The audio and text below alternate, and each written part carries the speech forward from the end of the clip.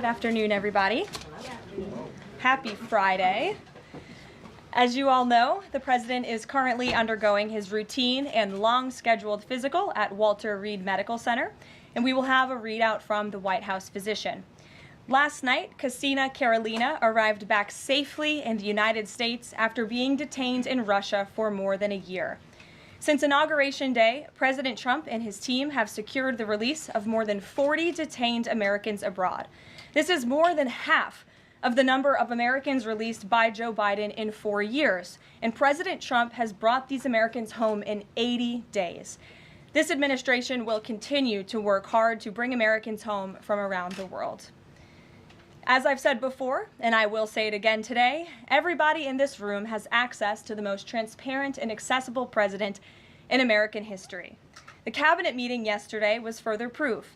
President Trump asked each secretary to provide an update to all of you in the media on the critical work they are doing at their respective agencies to deliver on his agenda. And according to new reporting from the Washington Times, who I believe is in this room today, President Trump answered nearly 100 questions from the press, all of you, during his first 3 open press cabinet meetings this year. That's nearly 20 times the number answered by Joe Biden in cabinet meetings during his entire 4 years in office. In more excellent economic news that was released yesterday, the Consumer Price Index report showed inflation fell to 2.4% in March, smashing expectations for the second straight month in a row. This marked the first drop in consumer prices dating all the way back to the COVID pandemic. Prescription drug prices saw the largest monthly decline on record. Prices for airfare, used vehicles, and car insurance all decreased as well.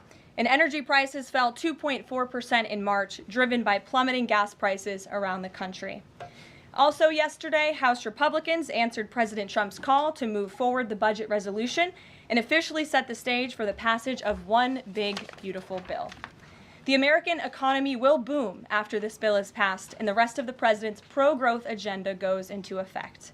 The largest tax cuts and deregulation in history, coupled with our energy industry unleashed and renegotiated trade agreements that put America first, are the ultimate formula to usher in the golden age of America. On that note, more than 75 countries have now reached out to the Trump administration, eager to address the trade issues that have exploited America and hurt our workers in the process. The phones have been ringing off the hook to make deals, and these countries wisely heeded President Trump's warning not to retaliate, and as a result, they were rewarded with a 90-day pause and substantially lower reciprocal tariff rates during this period so potential solutions can be achieved. Past presidents just willingly accepted the failed status quo on trade that ripped off our workers and our companies. But that's not who this president is. He creates his own leverage and negotiates deals better than anyone else who has sat in the Oval Office before him. And that process is currently underway. On another matter, the deadline for registration under the Alien Registration Act is today. All foreign nationals present in the United States longer than 30 days must register with the federal government. Failure to comply with this is a crime, punishable by fines, imprisonment, or both. As President Trump and Secretary Noem have both said, if you register and you leave now, you choose to self-deport, you may have the opportunity to return later legally.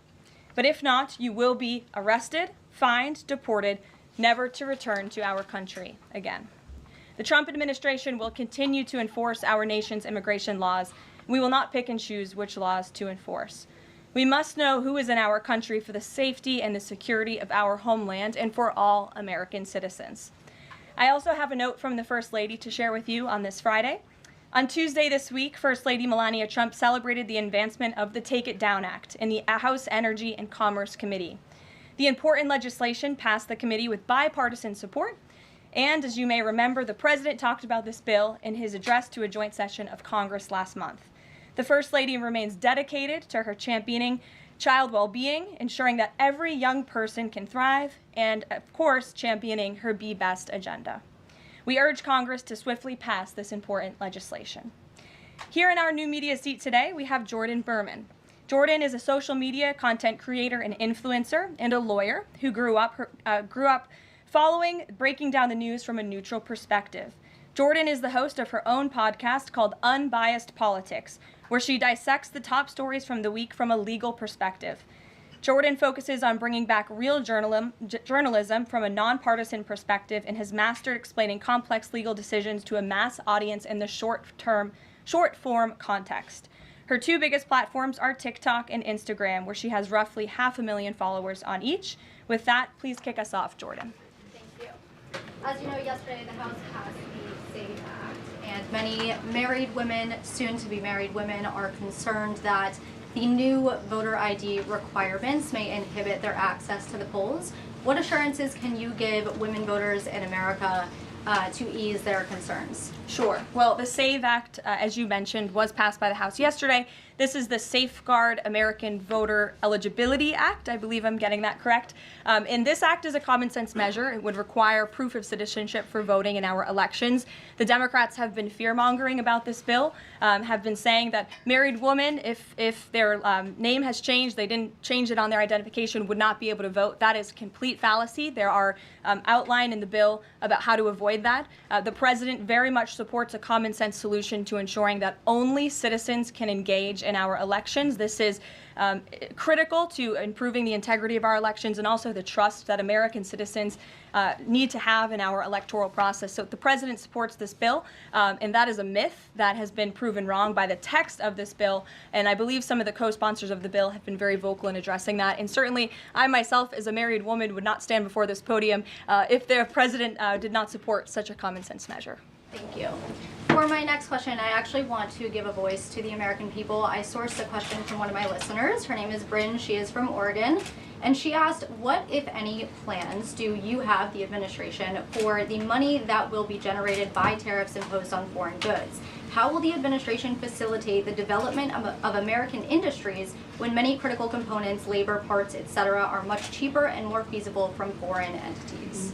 It's a great question from your listener, and I want to thank her for submitting it to you to ask. That's the part of the new media seat, is so that everyday Americans across the country have a voice in this room. So thank you again for being here. Thanks for the question. The president's point about his trade and tariff agenda is to bolster our manufacturing industries here in our country, to bring down the cost of living here in our country, and to ensure that we are maintaining critical supply chains here in America. We cannot be dependent on countries like China if we want this country to be strong and wealthy. So the president wants to restore wealth to America by shoring up these jobs here at home, which will result in good paying jobs and higher wages for the American public. And so Americans should trust in that process. He effectively implemented tariffs in his first term while driving down the cost of living in this country, and that's what he's focused on doing again. Thank you. As a follow-up question, could I just ask, are there any specific ideas that the administration has as to what that revenue, specific tariff revenue, will be used for? Yes, to the heart of your question, the president has spoke about the trillions of dollars that he expects in revenue from tariffs and how we can use it to pay down our debt and to ensure that we are no longer faced with a crippling national debt in the trillions that is going to bankrupt our nation for future generations. So that money coming back home will make America in the green rather than in the red, which any small business owner across the country, I believe, can appreciate. Thank you so much. Thank you. Kelly. Hey. Tomorrow there will be negotiations between the United States and Iran in Oman. What are the president's chief goals for that, and is he satisfied with how Iran is responding to this? They don't want direct face-to-face negotiations, instead sort of old-school shuttle diplomacy where they're in separate rooms and messages are passed back and forth. So is the president comfortable with the arrangement there, and what is the chief objective? Well, I have spoken to both the president and also his national security team who will be engaged in these discussions. These will be direct talks with the Iranians, and I want to make that very clear. I also spoke to the president just last night about his goal when it comes to Iran, and he has reiterated repeatedly to all of you publicly and also privately to his team here at the White House, his ultimate goal and the ultimate objective is to ensure that Iran can never obtain a nuclear weapon. The president believes in diplomacy, direct talks, talking directly in the same room in order to achieve that goal. But he's made it very clear to the Iranians, and his national security team will as well, that all options are on the table, and Iran has a choice to make. You can agree to President Trump's demand, or there will be all hell to pay. And that's how the president feels. He feels very strongly about it. And can you update us on Mr. Witkoff in Russia and what's happening with direct communications with Vladimir Putin? I can confirm that Mr. Witkoff is in Russia to have direct communication communications with the Kremlin and with Vladimir Putin. This is another step in the negotiating process towards a ceasefire and an ultimate peace deal in Russia and Ukraine. As these negotiations are ongoing, I obviously will not get ahead of the president or his team, but I think the president has been quite clear that he's been continually frustrated with both sides of this conflict, and he wants to see this fighting end. He wants the war to end.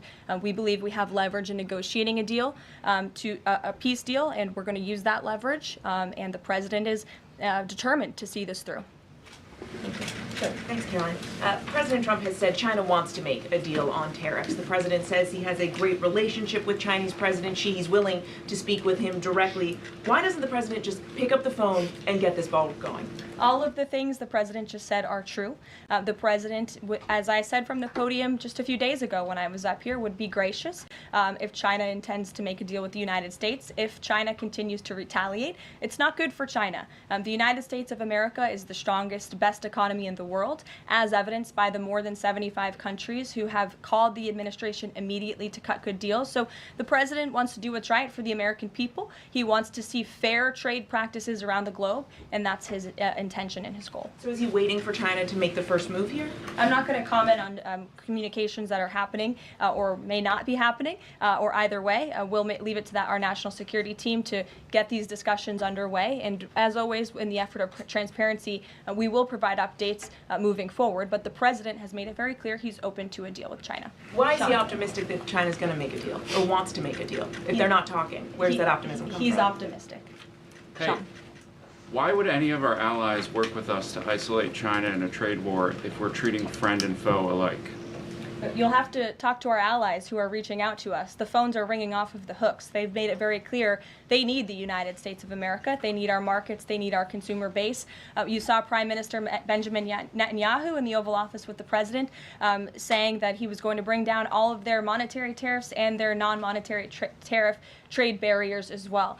We've heard from South Korea. We've heard from Japan. The president has spoken to Vietnam. We have Italy coming to the White House next week. There's a reason for that, Sean, and it's because they need the United States of America and our business model and our markets to survive, and the president is using that leverage to our advantage. Michael. Hey, thank you, Caroline. Two-part question on China. Beijing says it will simply ignore any further tariff escalations from the U.S. Does President Trump see this as China backing down? And as a follow-up to that, what do you say to people like Shark Tank's Kevin O'Leary who say, you guys simply haven't tariffed China enough? Look, the tariff rate on China remains where it was yesterday, at the 145% level. The president made it very clear when the United States is punched, he will punch back harder. And he hopes to make a deal that benefits the American worker and our companies that have been ripped off for far too long. And he's finally taking bold and courageous action to do that. You know, taking on China is, in the terms of trade and tariffs, is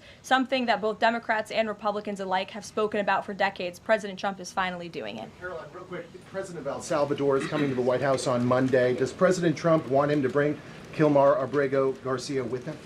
The Supreme Court made their ruling last night very clear that it's the administration's responsibility to facilitate the return, not to effectuate the return. I believe the Department of Justice just filed another brief in the lower court. I would defer you to that for any updates. But as you mentioned, President Bukele will be here at the White House on Monday to talk about the cooperation that is at an all-time high. And we very much appreciate President Bukele and El Salvador's cooperation and the repatriation of El Salvadorian gang members who the previous administration allowed to infiltrate our country. Sure. Thank you very much, Caroline. The president spoke quite highly of the great relationship that he has with the Turkish president. We know that the president might be heading off to the Middle East very soon. Is he planning to meet with the Turkish president, either here in the White House or in Turkey? Any plans? I don't have any details about the president's overseas trip other than to say he was surely going to Saudi Arabia. There could be more countries as part of that trip. We're working on the details, and as I've said repeatedly, we will provide the details of that trip as soon as possible. A trip to Turkey, or his invitation to the Turkish president, is under consideration? I'm not going to comment on the details of the trip, but once they're confirmed, I will certainly let you all know. Yes, Stephen. Thank you, Caroline. I'd like to ask you about presidential health and also about tariffs. On presidential health, are there plans for the president's physician to come here and take our questions? And also, President Trump repeatedly makes remarks about the former president's health Is he considering using his executive powers to bring any greater transparency there? As I have said, the president is undergoing his long-scheduled physical. It's a yearly physical that every president receives, and we will provide an update on that by the president's physician as soon as we possibly can. And about the former president and transparency regarding his health, are there... Well, I can tell you there was certainly a lack of transparency from the former president, from the entire former administration, and frankly, a lot of people in this room when it came to the health and the competence of the former president of the United States, Joe Biden. There was one of the greatest cover-ups and frankly political scandals this nation has ever seen. It's been unraveled in some recent books that are being written by journalists who engaged in that cover-up and scandal, which is quite ironic. But this president is clearly committed to transparency. You in this room see him and hear from him on a daily basis. You in this room know from covering him, it's hard to keep up with him. He is a machine working around the clock every single day. And the physician, after today's physical, will provide an update on the report in the effort of transparency. If I could ask about tariffs, there have been big swings this week in the Treasury bond yields. There's a theory that it might be because of China dumping these as leverage, driving up costs for U.S. loans like mortgages. Does the White House have evidence that this is in fact a result of Chinese dumping, and if so, is there a message on that? Not to my knowledge, but I would check in with the Treasury Department on that. I can tell you I know our Secretary of Treasury, Scott Bessent, is keeping a very close eye on the bond market. He spoke about it at the White House this week, and I know he's keeping his eyes on it day to day. Ed. Thanks. Thank you, Karoline. So the administration, I have an administration source who's telling me that we're weeks away from the first deal with the country over tariffs. Where is the administration? How soon can we see that? And what country is that first one? I won't reveal or get ahead of our trade team as these negotiations are obviously ongoing, but I can tell you very good progress has been made. Jameson Greer was on television this morning and I spoke to him, and he confirmed that more than 15 offers are already on the table, which is remarkable in just a mere matter of days. And as I said earlier, we've heard from more than 75 countries around the world. This is a team effort. The president has a team of great, brilliant advisors who have been with him every step of the way, and all of them will be divvying up the workload. And I just want to give the president and his trade team credit for taking this on. This is a massive undertaking. There's no doubt about it. We take it very seriously. The president is determined to renegotiate global trade on behalf of American workers. And again, you've seen people on both sides of the aisles calling for this for years, but I think no other president lacked the courage or maybe the work ethic or the stamina to take on such a task. And I know there were some questions about the president's delayed departure earlier to Walter Reed. I'd like to address it was because he is working on this very issue, so he was running a bit behind this morning. On the 90-day pause, what would the president need to see in order to extend that 90-day pause for countries on tariffs? Well, I think the president addressed this yesterday when he said he's hoping that there will be good deals made before the 90 days is up, and we will cut those deals as soon as we possibly can, country by country, tailor-made deals for each and every country as they all propose unique challenges and unique assets to each country, advantages rather, and when that 90-day mark hits, the president will make that decision then. One more, if I could, on a different subject. So a bird earlier attacked my colleague, Peter Doocy, during a live shot at the White House. I'm wondering if that's why Peter is absent from his seat. Is he doing okay? He's recovering. Has anyone checked on him? He's recovering. Is anyone looking into that incident? I could check in with GSA to see if anybody here is looking into it. I also understand there was a mouse in the briefing room earlier today, so I'm hoping somebody checked in on that, as I'm hoping it doesn't run up here and distract me. That would be a good way for all of you to distract me, actually. Have a mouse come run up here. So I'll get an answer for you on that, out of respect for our good friend Peter. Jeff. Why is American consumer confidence so low? Look, I think there's a great optimism in this economy, great optimism for the American people, a lot of reason for people to feel optimistic. The president is, as I just said, trying to renegotiate the global trade agenda that has ripped off the American people for far too long. As he said, this is going to be a period of transition. He wants consumers to trust in him, and they should trust in him. Look at what he did in his first term. And I just want to reiterate all of the reasons to be confident since you asked, Jeff. For those watching at home, yesterday the CPI report, inflation declined massively. Consumer prices are dropping for the first time in years. Energy prices are down. In fact, oil prices are down 20% since this president took office. Wholesale prices fell again. There have been been trillions of dollars in investments into this country. Every day, the president is signing executive orders to cut regulation, especially when it comes to Environmental Protection Agency, our energy industry. That's going to unleash the economic boom in this country that we saw in the president's first term. So trust in President Trump. He knows what he's doing. This is a proven economic formula. What is he asking of Americans at this time? He talked about transition costs, transition problems. Is he asking something specific for Americans to do? No, I think the president is asking for Americans trust in Trump, as I just said, trust in his economic agenda and formula. It's a proven formula that works. And by the way, clearly the American people do in fact trust him because they did just overwhelmingly elect him to this office. Jennifer. Is he going, I'm asking about the physical, is he undergoing any general anesthesia, and can you outline any of the other tests that he's doing today? He is not. He is undergoing quite a few tests, imaging. Again, it's a it's a yearly physical, so there's quite a lot that goes into it to make sure the president is accomplishing all of his goals, and we will provide a readout of that as soon as we can. And will you be committed to releasing all of the results, as many of the results as possible? Of course, yes. The president's physician will do that. I spoke with him this morning. Sure. Will you guys also consider releasing the president's fitness plan? He actually looks healthier than ever before, healthier than he did 8 years ago, and I'm sure everybody in this room could agree. Is he working out with Bobby Kennedy, and is he eating less McDonald's? I can confirm the president is in very good shape, as you see, on a near daily basis here. And in that vein, thank God it's Friday. It's been a very long and busy week here at the White House. We will see you all on Monday, and we will release the results of that report as soon as we can. Have a great weekend, everybody. Thank you.